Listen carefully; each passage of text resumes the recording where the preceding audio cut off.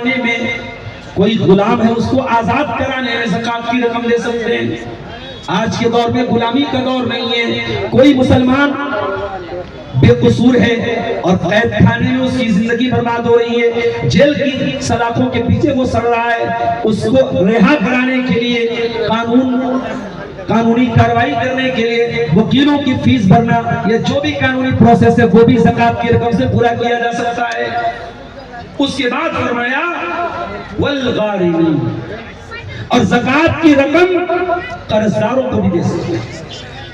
कोई कर्जदार हो गया, उसने अपनी किसी जरूरत के लिए कर्जा लिया और अब बेचारे के पास ताकत नहीं अपना कर्जा अदा करने की, तो ज़कात की रकम से उसकी मदद कर सकते हैं। वफ़ी सबीलिल्लाह, और अल्लाह की राह में जिहाद फी सबीलिल्लाह। अगर इस्लामी हुकूमत है, इस्लामी हुकूमत के अंडर में जिहाद फी सबीलिल्लाह का काम हो रहा है, वहां पर भी ज़कात की रकम दी जा सकती है। इसी तरीके से इस्लाम की दावत व तबलीग के जो काम है वो भी अक्सर उलमा के नजदीक इस मद में आते हैं, दावत व तबलीग के लिए भी ज़कात की रकम दी जा सकती है। और आखिरी मसरफ वब्नी सबील, कोई मुसाफिर आदमी है, अगरचे वो अपने घर में बहुत पैसे वाला हो लेकिन सफर में अगर वो लुट गया पिट गया, उसकी रकम, उसकी मदद भी हम ज़कात की रकम से कर सकते हैं। अच्छा, ये हो गया ज़कात का मसला। अब और आगे बढ़िए, कौन कौन से माल में हमें ज़कात देनी है? सबसे पहले सोना और चांदी की ज़कात समझ लेते हैं। सोने की ज़कात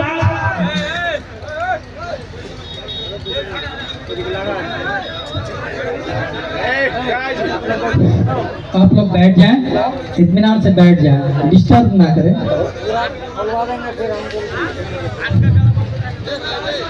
सोने की जो ज़कात है उसका मसरफ क्या है? 20 दीनार। 20 दीनार का जो वजन आज के जमाने में कैलकुलेट किया जाए तो 20 दीनार का वजन बनता है 85 ग्राम, 85 ग्राम।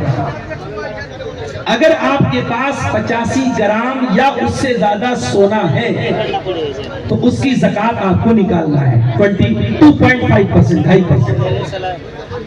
अब आज के दौर में मान लो 24 कैरेट सोने की कीमत इस वक्त 10 ग्राम 1,25,000 रुपए के, फॉर एग्जाम्पल, मिसाल के तौर पर, और आपके पास जो सोना है वो 18 कैरेट का है, तो आपको 18 कैरेट के हिसाब से नहीं, आप ये देखिए कि जितनी कीमत का आपके पास 18 कैरेट सोना है उतनी कीमत में अगर आप 24 कैरेट सोना लेते तो कितने का होगा? ज़कात 24 कैरेट सोने की देना है, 18 कैरेट की ज़कात नहीं देना है। तो अगर आपके पास 22 कैरेट है, 20 कैरेट है, 18 कैरेट है, तो ओरिजिनल सोना, हदीस में सोने की ज़कात बताई गई, सोना, ओरिजिनल सोना 24 कैरेट है। इसीलिए उलमा ने लिखा कि अगर किसी के पास 18 कैरेट है, 20 कैरेट है, 22 कैरेट है, तो वो कीमत निकालेगा, मार्केट वैल्यू निकालेगा और ये देखेगा कि 24 कैरेट के हिसाब से उसके पास जो सोना है वो 85 ग्राम या उससे ज्यादा है कि नहीं। अगर उससे ज्यादा है या उतना है तो उसकी 2.5%, 2.5% ज़कात को निकालेगा। अब यहाँ एक मसला और याद रखिए, मैं भी साउथ इंडिया में रमजान में तफसीर के लिए जाता हूँ। पिछले साल कर्नाटक गया, वहां ये मसला सामने आया। कुछ लोगों के दिमाग में ये चल रहा था कि हमारी बीवी के पास सोना है, हमने एक बार उसकी ज़कात निकाल दी, जिंदगी भर की छुट्टी हो गई।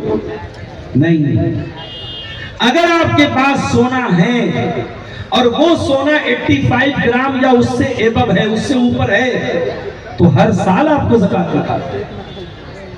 एक साहब कहने लगे, मौलाना ये कौन सी बात हुई, एक कपड़ा एक बार धुल दिया साफ हो गया, बार बार क्यों धुला जाएगा? मैंने कहा भाई, हर मिसाल हर जगह आप फिट नहीं कर सकते। कपड़ा गंदा होता है तो बार बार भी धुला जाता है। शरीयत ये कह रही है कि आपके माल के ऊपर अगर साल गुजर रहा है, अगर आपके पास 85 ग्राम सोना है और साल भर से वो है आपके पास, एक साल उसके ऊपर गुजर गया तो उसकी ज़कात आपको देना है और हर साल आपको देना है अगर वो सोना आपके पास। और यहाँ एक बड़े पॉइंट की बात आपको बताऊं, हिंदुस्तान में हमारे जो हनफी भाई रहते हैं वो आमतौर से अहले हदीसों के बारे में ये समझते हैं कि ये इमाम अबू हनीफा को नहीं मानते। हम इमाम अबू हनीफा बल्कि तमाम इमाम का पूरा एहतराम करते हैं। हमें किसी इमाम से कोई अदावत और बुग़्ज़ नहीं है, अल्लाह गवाह है इस बात। हमारी दावत सिर्फ इतनी है कि चाहे इमाम अबू हनीफा हो, चाहे इमाम मालिक हो, चाहे इमाम शाफी हो, चाहे इमाम अहमद बिन हंबल हो, उनकी जो बात कुरान और हदीस के मुताबिक हमें मिलती है हम ले लेते हैं। जो बात कुरान और हदीस के खिलाफ नजर आती है हम पूरे एहतराम के साथ, पूरे सम्मान के साथ, पूरी रिस्पेक्ट के साथ उनकी वो बात कबूल नहीं करते हैं, लेकिन उनका एहतराम कभी करते हैं। औरत जो सोने का जेवर पहनती है, इमाम अबू हनीफा कहते हैं अगर किसी औरत के पास सोना चांदी है और वो औरत पहन रही है तब भी ज़कात देना है। अगर लॉकर में रखा है, अलमारी में रखा है, बंद करके रखा है, तब भी ज़कात देना है। बहुत गौर से सुनिएगा, बड़ा है मसला। इमाम अबू हनीफा का कहना है औरत के पास अगर सोना है और सोना निसाब को पहुंच रहा है, ज़कात देना है। लेकिन इमाम मालिक क्या कहते हैं, इमाम शाफी क्या कहते हैं, इमाम अहमद क्या कहते हैं, बाकी तीनों इमाम क्या कहते हैं? वो कहते हैं कि जो सोना औरत पहन रही है उस पे ज़कात नहीं देना है। क्यों? क्योंकि इंसान जो चीज यूज करता है उस पर ज़कात नहीं है। मिसाल के तौर पर आपके पास सैमसंग का अल्ट्रा मोबाइल है, कितने का आ रहा है वो मोबाइल? अल्ट्रा 1.25 लाख का शायद आ रहा है, 1,20,000 40,000। आपके पास 1.5 लाख का मोबाइल है, आपके पास 15 लाख की कार है, आपको न कार की ज़कात देना है न मोबाइल की ज़कात देना है। अरे ये घड़ी जो होती, घड़ी 2.5 लाख की घड़ी आती है, मेरी घड़ी नहीं है, माफ कीजिए, लेकिन लोग पहनते हैं ब्रांडेड वो राडो और फरानी और दिमागी कितनी कंपनियां आई। एक मरतबा शेख वसीउल्लाह अब्बास साहब ने मुझे एक घड़ी दी थी, मक्के में उनके घर पे मुलाकात करने गया था मैं, तो वो घड़ी बड़ी कीमती थी, मुझे नहीं अंदाजा हुआ। एक दिन मेरी अहलिया कहने लगी जरा इस घड़ी की देखिए कीमत क्या है। मैंने इंटरनेट पे सर्च मारा, 5 लाख की घड़ी लग जाए। अब बाद में ट्रेन में एक मरतबा सफर के दौरान वो खो गई। अब वो तो मुझे गिफ्ट मिली थी, अपनी खरीदी होती तो हार्ट अटैक आया। 5 लाख की घड़ी, तो घड़ी अगर आपके पास 5 लाख की है ज़कात नहीं देना है। आपके पास घर है, जिस घर में आप रहते हैं 1 करोड़ का घर है, ज़कात नहीं देना है। ये शरीयत का उसूल है कि पर्सनल यूज के लिए आप जो चीज इस्तेमाल करते हो उस पर ज़कात नहीं देना है। तो इमाम मालिक का कहना है, इमाम शाफी का कहना है, इमाम अहमद इब्न हंबल का कहना है कि औरत अगर सोने का कंगन पहन रही है, सोने का हार पहन रही है, सोने की ईयररिंग पहन रही है, सोने की नथिया पहन रही है, उस पर ज़कात नहीं देना। हाँ, जो अलमारी में रखा है उस पर ज़कात देना। अब आप अहले हदीस उलमा से फतवा पूछिए कि मौलाना अगर मेरी औरत के पास सोना है, कुछ वो अलमारी में रखे हुए कुछ पहन रही है, तो क्या सब पे ज़कात देना है या सिर्फ जो अलमारी में रखा उस पे देना है? तो अहले हदीस उलमा आपको यही फतवा देंगे कि सबसे ज़कात, क्योंकि दलील के एतबार से मजबूत बात लिखी है। नबी अकरम के पास एक औरत आई, उसके साथ एक बच्ची थी, बच्ची के हाथ में सोने के 2 कंगन थे। अल्लाह के रसूल ने पूछा अब तो अद्दी न ज़कात, क्या तू इसकी ज़कात देती है? उसने कहा नहीं। आपने फरमाया कि तू ये पसंद करेगी कि इस कंगन की जगह तुझे आग का कंगन पहनाया जाए? उसने कहा नहीं है अल्लाह के नबी। उसने फौरन कंगन उतारा और कहा अल्लाह के नबी इसकी ज़कात आप ले लीजिए। पता ये चला कि औरत अगर सोने का जेवर पहनती है तो भी ज़कात देना है, लॉक करती है, अलमारी में रखती है तब भी ज़कात देना है। तो सोने का निसाब आप समझ गए, 85 ग्राम सोने पर ज़कात है। चांदी का निसाब क्या है? चांदी का निसाब जो हदीसों में बयान किया गया 200 दिरहम पे ज़कात है। 200 दिरहम का आज के जमाने के हिसाब से जब वजन किया गया तो 595 ग्राम चांदी का वजन निकलता है। अगर किसी के पास 595 आधा किलो से कुछ ऊपर लगभग 600 ग्राम अगर किसी के पास चांदी है तो उस चांदी पर उसको ज़कात देना है। कितनी देना है? 2.5%। अगर 1 लाख की चांदी है तो 1 लाख में 2,500 की उसको ज़कात देनी। अगर 10 लाख की चांदी है तो 10 लाख को उसको 25,000 रुपया ज़कात का निकालता है। अब यहाँ एक मसला और समझ लीजिए, हमारे यहाँ करेंसी नोट की शक्ल में होती है। प्यारे नबी के जमाने में करेंसी सोना और चांदी की शक्ल में थी। तो आज हमारे पास जो बैंक बैलेंस है या जो घर में कैश रखा है उसकी ज़कात कैसे निकालें? कुछ उलमा का कहना है सोने के हिसाब से निकालेंगे, कुछ कहते हैं चांदी के हिसाब से निकालेंगे। ज्यादा मजबूत बात यह है चूंकि सोना और चांदी की कीमत में बहुत फर्क है। भाई 85 ग्राम सोना कितने का हो जाएगा? है कोई मैथमेटिक्स का माहिर आदमी? कोई मास्टर साहब बैठे हैं मैथ के? भाई 10 ग्राम सोना अगर 1,25,000 का है, 10 ग्राम सोना अगर 1,25,000 का है तो मैं समझता हूं कि 85 ग्राम सोना 10 लाख के ऊपर का हो जाएगा।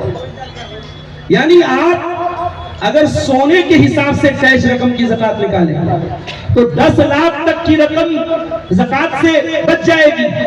इसलिए एहतियात इसमें है कि करेंसी में, बैंक बैलेंस में, पैसे में हम ज़कात के लिए चांदी को निसाब मानेंगे। अब चांदी की मौजूदा करंट कीमत क्या है आप पता कर लीजिए और उसमें आप निकाल लीजिए कि 600 ग्राम चांदी की कितनी कीमत निकलती है।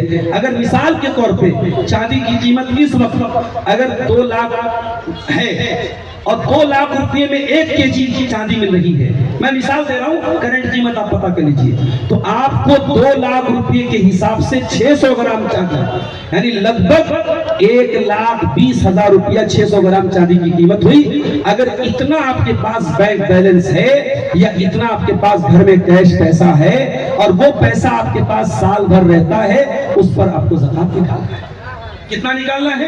2.5%, 2.5% आपको ज़कात निकालना है। अगर आपके पास 10 लाख रुपया है 25,000 निकालना है, 1 लाख रुपया है 2,500 रुपया निकालना है। ये चांदी की ज़कात हो गई, सोने की ज़कात हो गई, कैश की ज़कात। अब एक बिजनेसमैन आदमी, उसकी यहाँ दुकान है जयनगर में और दुकान पे उसके 10 लाख का माल रखा हुआ है और उसका माल जो है वो रोटेट होता रहता है। कभी 10 लाख का माल है, बिक गया तो 8 लाख का बचा और माल आ गया तो 15 लाख का हो गया। वो कैसे ज़कात निकालेगा? तो उसका भी तरीका समझ लीजिए। तिजारत करने वाला बिजनेसमैन ज़कात कैसे निकालेगा? वो अपने सारे एसेट्स की कीमत निकालेगा। अगर वो दुकानदार है तो दुकान पे जितना माल है उस पूरे माल का कैलकुलेशन करेगा। मान लीजिए कि अगर उसकी दुकान पे 10 लाख का माल है, उसको नोट कर लेगा 10 लाख रुपया मेरे पास माल की शक्ल में।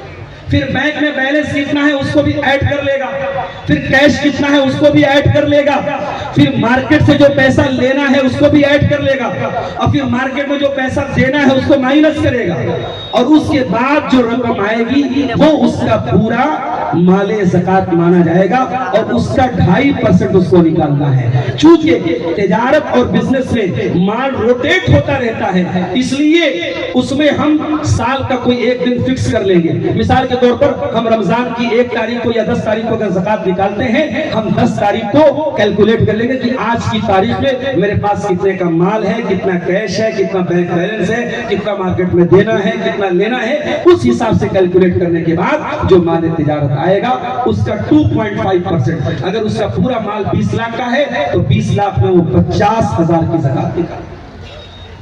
बात समझ में आ गई? ये हो गई आपकी सोने की ज़कात, चांदी की ज़कात, कैश की ज़कात, माल तिजारत की ज़कात।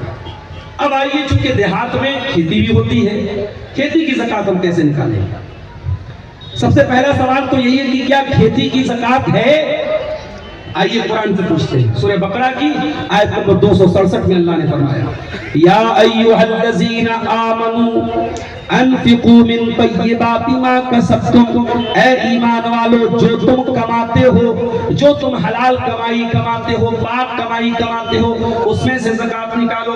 व मिम्मा अखरजना लकुम मिनल अर्ज़, और जो जमीन से हमने निकाला है उसमें से भी ज़कात निकालो। पता ये चला कि जमीन से पैदा होने वाली चीजों पर भी आपको ज़कात देना है। और एक चीज और नोट कर लीजिए कि सोने की ज़कात कब देना है? जब साल पूरा हो जाए। चांदी की ज़कात कब देना है? जब साल पूरा हो जाए। कैश की ज़कात कब देना है? जब साल पूरा हो जाए। मगर खेती की ज़कात कब देना है? अल्लाह ने फरमाया, व आतू हक़्क़हू यौम हसादी, जिस दिन खेती कटे उसी दिन उसका हक। जिस दिन आपने खेती को काटा है, धान को काटा है, मकई को काटा है, उसी दिन उसकी ज़कात आपके ऊपर फर्ज होगी। अच्छा, अब यहां एक बात और नोट करो, चाहे फल फ्रूट की ज़कात हो, चाहे अनाज की ज़कात, उसमें दो कंडीशन है। एक कंडीशन यह है कि वो नापी या तौली जा सकती है, जैसे आम है तौला जा सकता है, जैसे आपका कोई भी फल है जो तौला जा सकता है और स्टोर किया जा सकता है, उस पे आपको ज़कात देना है। अनाज में आपका मकई हो गई, गेहूं हो गया और इसी तरीके से धान हो गया, इन सब की आपको ज़कात देना है।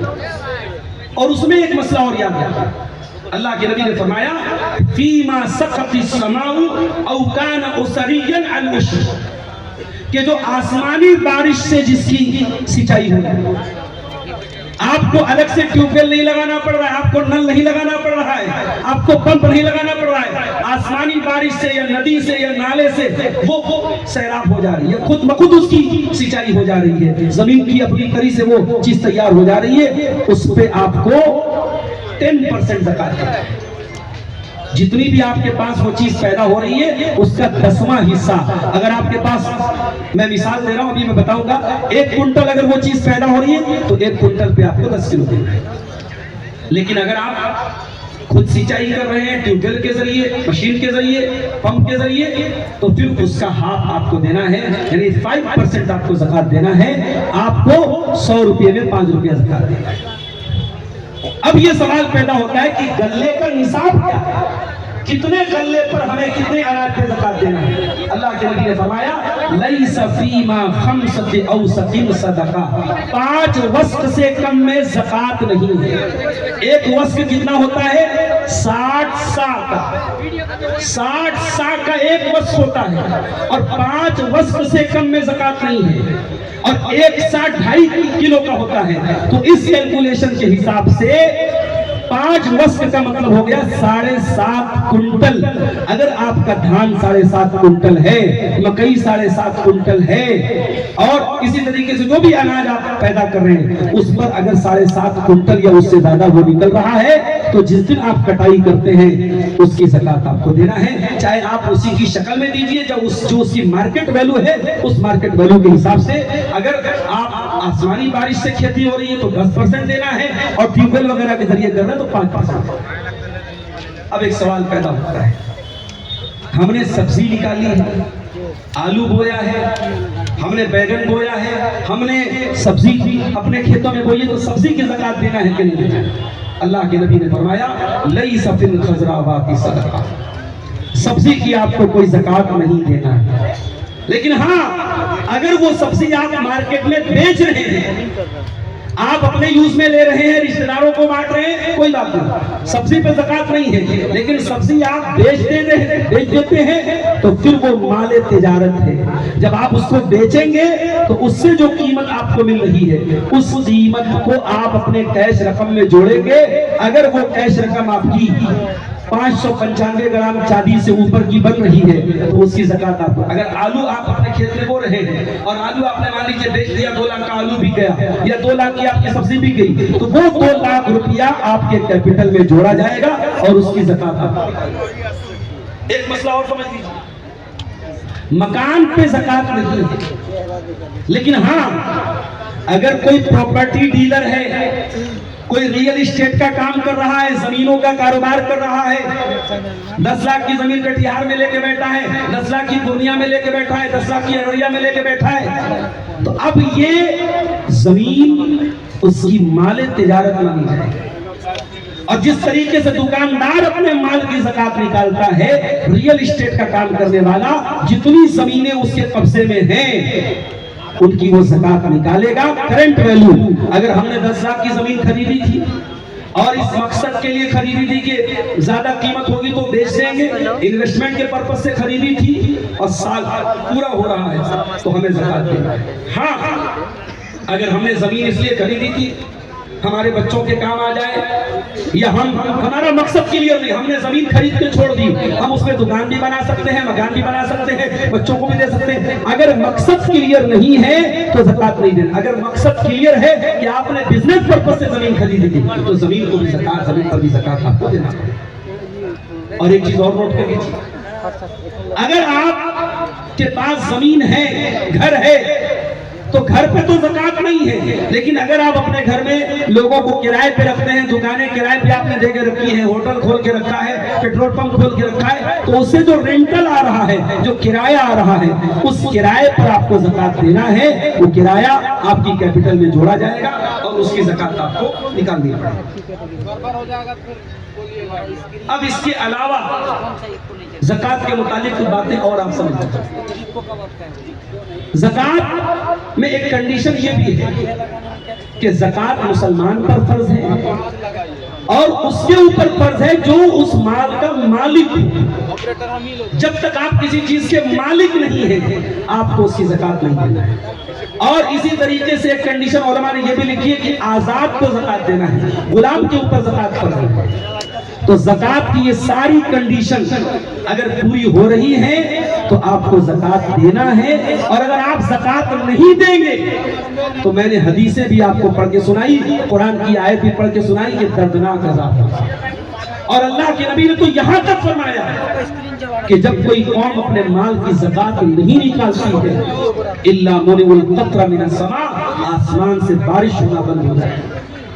आज आप देखें, हर साल हम देखते हैं कि बिहार में सूखा पड़ गया, किसान ने आत्महत्या कर ली, पैदावार नहीं हुई, आम की फसल बर्बाद हो गई, धान की फसल बर्बाद हो गई। ये जो फसलें बर्बाद हो रही हैं, ये जो बारिश समय से नहीं हो रही है, या ज्यादा हो जा रही है या बहुत कम हो रही है, इसका ताल्लुक इस चीज से है कि आज अपने माल की हम ज़कात सही तरीके से नहीं देते। मेरे भाइयों, कुछ लोगों का ये भी कहना है कि हम इंडियन गवर्नमेंट को टैक्स दे रहे हैं, हर चीज में जीएसटी दे रहे हैं, साल में इनकम टैक्स भी दे रहे हैं, हम ज़कात क्यों दें? अगर ऐसी बात कोई कहता है, अपने ईमान की खैर बनाए। ज़कात कोई टैक्स नहीं है, माफ करना। आप जीएसटी देते हैं, ये टैक्स है जो इंडियन गवर्नमेंट आपसे लेती है। ज़कात कोई टैक्स नहीं है, ज़कात इबादत है। ज़कात आपके माल में अल्लाह का हक है। ये माल धरा का धरा रह जाएगा मेरे प्यारे से। जिस दिन आप मरेंगे, ये सारा माल दूसरों के लिए छोड़ के जाएंगे। इस माल की मोहब्बत लेके सीने में कब्र में चले जाएंगे और मुनकर नकीर आएंगे, वहां आपका माल आपके काम नहीं आएगा मेरे साथ। आज जुमा का दिन था, जुमा की नमाज में आपने अगर किसी मस्जिद में जुमा की नमाज पढ़ी होगी, अगर इमाम साहब ने सूरह जुमा और सूरह मुनाफिकून पढ़ी होगी, तो दूसरी रकात में ये आयत भी आपने सुनी है, वअन्फिकू मिम्मा रज़क़नाकुम मिन क़ब्ल अन यातिया अहदकुमुल मौत। ऐ मेरे बंदो, अल्लाह ने तुमको जो रोजी दी उसमें से खर्च करो, इससे पहले कि मौत आ जाए। मौत आ जाए फयक़ूल रब्बी लौला अख़रतनी इला अजलिन क़रीब, और इंसान ये कहे कि अल्लाह थोड़ी सी मोहलत दे दे, फ़अस्सद्दक़ व अकुम मिनस सालिहीन, मैं बहुत सदका खैरात करूंगा, मैं बहुत ज़कात निकालूंगा, मैं नेक बन जाऊंगा। मौत का टाइम जहां फिक्स है मेरे भाइयों, जब फिक्स है वही मौत है।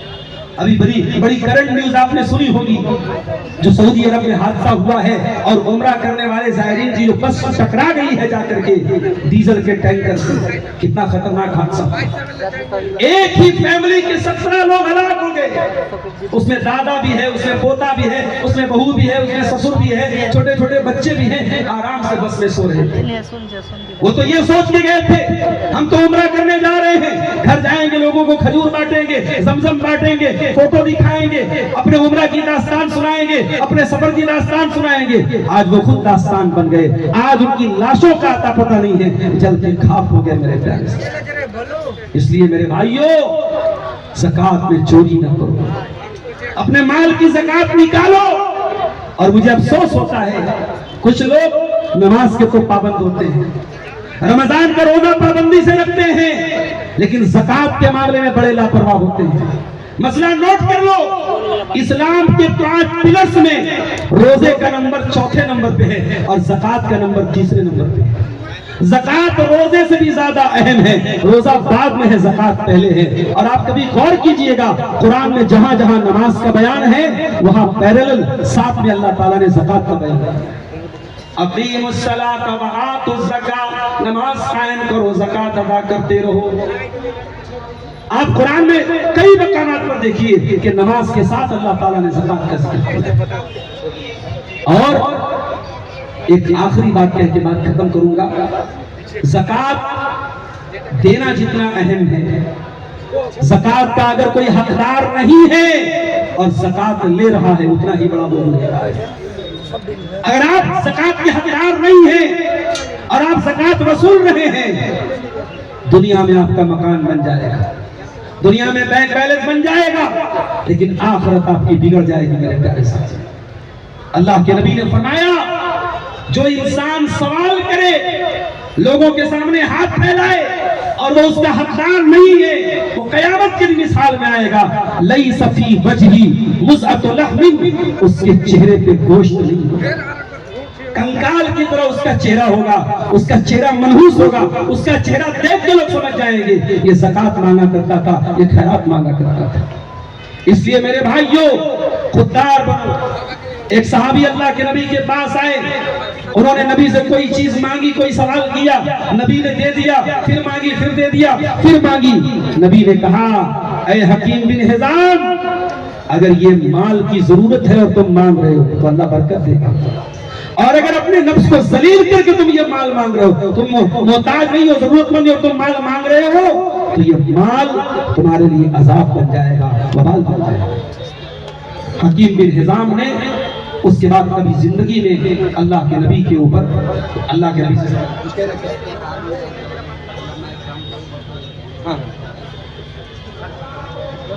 देखिए, ये सवाल भाई साहब ने पूछा है जो मेरे मौजू से मुताल्लिक नहीं है, लेकिन चूंकि स्टेज पर बैठे उन्होंने पूछ लिया तो जवाब दे देता हूँ। इन्होंने पूछा है कि आजकल इश्तिहार पे उलमा की तस्वीरें डाली जा रही है, करना कैसा है। देखिए, बहुत लंबी चौड़ी तफसील ना बता करके मैं सिर्फ इतना कहूंगा, इसको अवॉइड कीजिए, इससे बचिए। इसलिए कि अगरचे कैमरे की तस्वीरों का वो मसला नहीं है जो पेंटिंग वाली तस्वीर का है, और जिस तस्वीर के बारे में हदीसों में कहा गया है कि उसके बनाने वाले को अजाब दिया जाए, वो एक अलग मसला है।